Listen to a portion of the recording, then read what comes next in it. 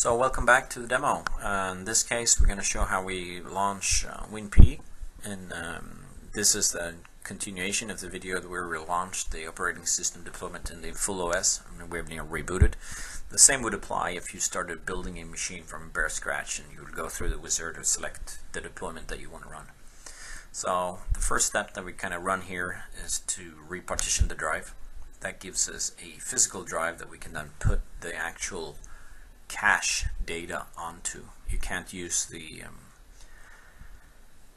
RAM drive that WinPE sits on as the cache, because then you'll get a blue screen of death. So instead we're waiting for the disk to be partitioned. Of course you don't have to repartition the disk, but this task sequence shows how you work and put the steps after the partitioning of the drive.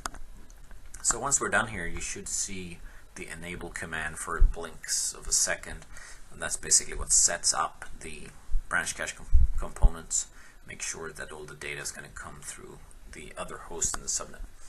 So the enable command has now run, and if I go into Netch and do my show status, you should be able to see that we've started to get some data. So you still 0 bytes in the cache, but as the apply operating system step here in the background starts pulling data down, you can see it's already started. You go up, you can see that we have quite a lot of bytes within the cache itself. So this demo runs at the same link speed as the other one, which is basically the 2 meg connection with 100 meg latency. And as you see, the image is about 3.5 gig, I think, and it's being pulled down very fast over the network. So there's no way that this comes over the wire. And if I do the net.end command, you can see all my HTTP connections to my other peers within the branch.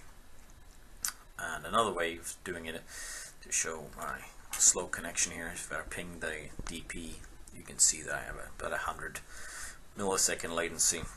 And if I also pull up the task manager, you'll be able to see that you have a service for the peer distribution running on the services. And if you then later go into processes, you will be able to see that you have quite a high CPU usage on that service.